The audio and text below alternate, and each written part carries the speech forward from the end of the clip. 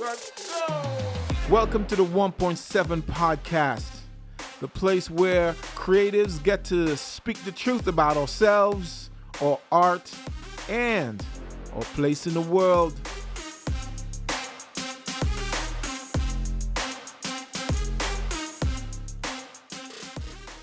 Success, right? Everyone's talking about it. Everyone wants it. If you're going to get it, if you're creative and you're going to get it, you have to be willing to pay your own way. You know, in our creative space, we are eclectic, in our approach, and everything that we do is based on relationships, and, we're really sensitive and emotional, and we like to group together, etc., etc. But here is the truth. If you're going to win, if you're going to bring forth this vision or this dream that you have to be willing to pay your own way. You can't rely on other people to make your vision come alive for you. Because a lot of people are going to be along just for the ride. Right? They're going to be along for the ride. There's going to be a certain time. There's going to be a certain season when they're around. And then they're off to the next thing in their life that makes them feel valuable to them. All right? So it's important for us as creatives to understand this bitter truth. It's a bitter truth, right? It is the scourge of anyone that has a vision that you are going to have to pay your own way, which means that you bear the financial cost, you bear the time, you bear the disappointment, you carry the successes. You have to be willing to pay your own way. One principle that's important for us to get, and I call it the principle of the sower and the reaper. Okay? If you have never really sowed into your own vision, you've never really sown into it, then why do you think that you are going to reap from it? Why do you think it's going to be a success if you've never sowed into it? You've never gone into debt for it, right? So a lot of times in our business, we have these style shoots, etc. And a lot of times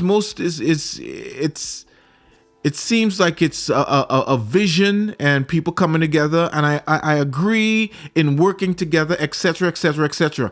But the way I do it when we do these shoots, everyone is getting paid, even if it's just gas money.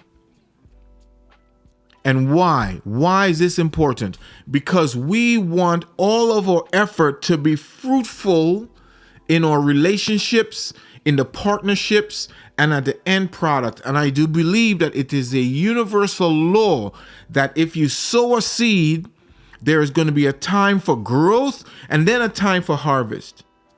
Okay? But if you come together and you never sow, you never invested, you just invested time, maybe, I don't think that's enough, because it's really others people's time that they're investing for your vision. If you are the leader, you go and you figure out how you can sow into the lives of the people that are coming together to make your vision work. Even if it's just gas money, $20, $30, go do it. It is a principle. If you want your stuff to work, I look at this stuff and I'm like, man, who came up with this idea that you, as a community, you could just get together and work for free and things are supposed to work out? It's like the music business. When I was in the music business, come do the show for exposure. It's the same drill, come do the style shoot and we'll post some pictures and then we'll tag you. Right? So the idea is it's not enough. And most of the times these things never really turn into anything anyways, especially for me as a videographer. You see what I'm saying? The likes and the views don't necessarily really add up. And for me, it's not about the money on my end, right? It's not about that, because I don't need $100 or $200 or whatever for a gig, but it's about the principle of the thing. I really believe in my heart of hearts that leadership has a role that is tied to your vision. And if you are saying, okay, I'm going to lead this thing and I'm going to create this, and you're the leader, then you have certain responsibilities that is incumbent upon you to do, which is to, one, take care of the people that's being entrusted in your vision and coming along to help, and ensure that you are the one that sows the lion's share into your vision. Sow the seeds. Give the relationships time to work, and then you can bear the harvest. 2, here's the thing. Second principle. This might resonate with some, it mightn't resonate, right? I came from a church, right? So you also have to be a good shepherd. So let me explain what that means. So in the Bible, the idea of the good shepherd is that the good shepherd would, even though he has 99 sheep and one sheep is lost, the good shepherd would leave the 99 and go search for the one, right? And the idea and the story in that is that God is the guy who's going to go search after you. But there are other larger principles in that story. And the principle in that story is that the shepherd really genuinely cares for the sheep. In this case, it's like, look, if you got a vision and you got people around you and they're coming, you really have to watch out and be sincerely looking out for your team. You've got to be looking out for your team.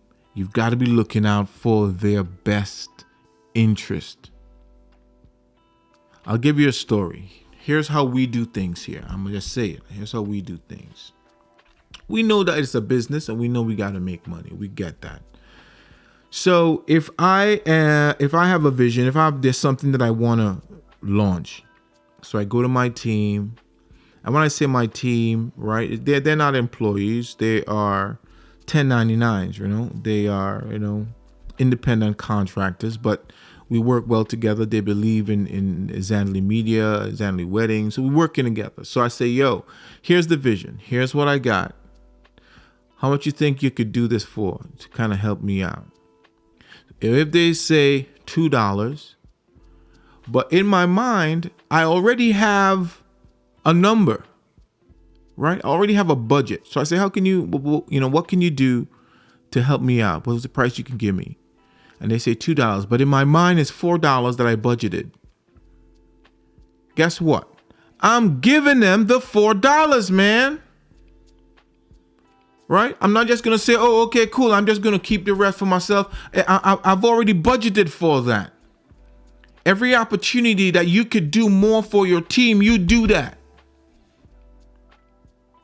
You see what I'm saying? Every opportunity that you can be a blessing and you could sow, you could provide some more sustenance to some other person's journey and their table, you do it, man. I know a lot of people would be like, okay, well, he came in short.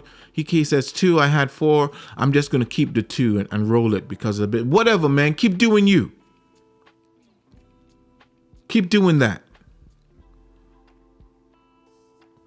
Me, I personally believe, and I've seen it, man. I've seen it, right?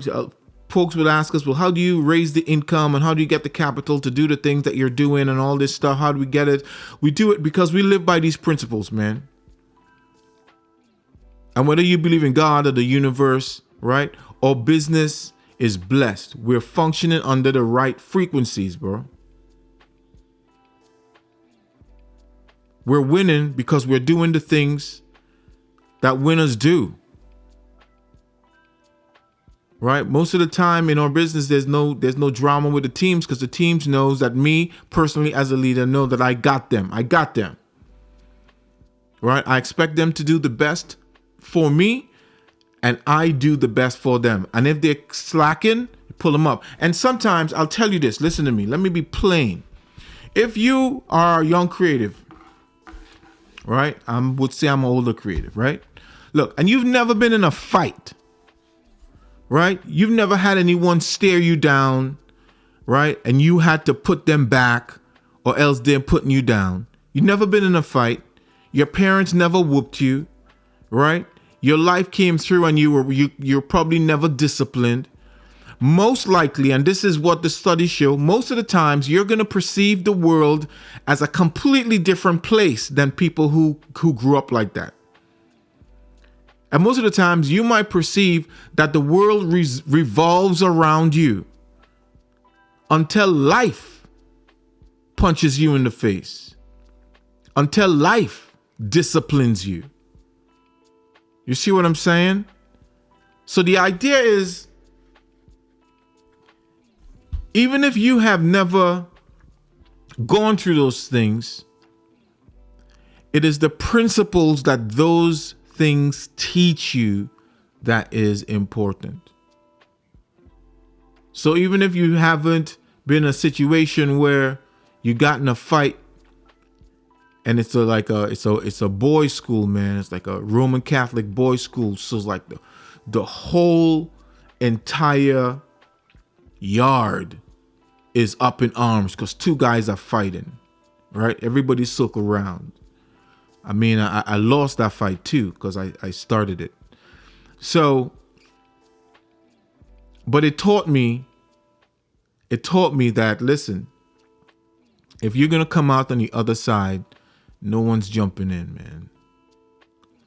You've got to be able to win.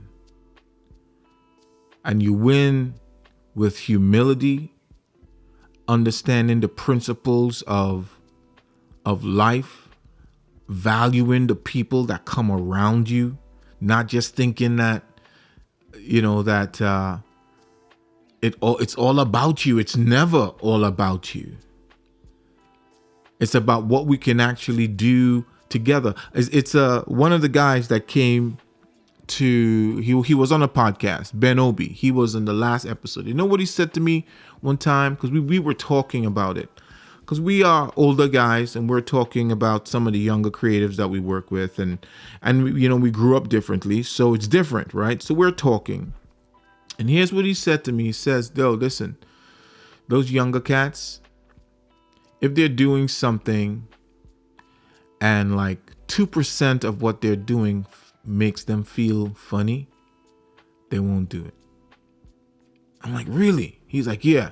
If they're doing something or they're working on a project or there's something there, or job that they have or something, if 2% of that job makes them feel uncomfortable in any way, they're gonna quit. Am I right or am I wrong? I mean, you tell me, right? I know this goes on YouTube too. Put something in the comments. Am I right or am I wrong? Does the expectations in the younger generation is that it has to be euphoria, right? 100%, or else they're quitting. I don't know where this world's gonna go. I don't have a crystal ball. I don't kind of intend to know. I know that AI is going to change a lot of things. But for me as a leader, a creative, a business owner, CEO, a marketer, I have chosen certain lanes. And of course, as a person of color, I choose to understand this one thing, that if there's a vision in my heart, I have to pay my own way. I have to invest in it. I can't expect other people to see it and invest, even close creatives, right? And in doing so, there are two rules, right? I make sure that I sow into my projects, right? I cover the lion's share of the investments. And if people are coming alongside me to help, I try to minimize their lifting as much as possible, so we can just focus on the work and I can benefit from what I have them there in the first place, which is straight up their creativity and their gifts. Yeah. And 2, I try to be a good shepherd, or I try to be a good leader. Yeah. I value the fact that the time that they're giving me, they can't get that time back anyways. That means something, right? That means something to me. So I ensure that I do my part for them, right? It is the law. I expect people to do the best that they can for the business, for the project, whatever they're doing. And my job, my role is then to return that, to do the best that I can for them. Drop your comments. Peace out. Thank you for tuning in to the 1.7 podcast.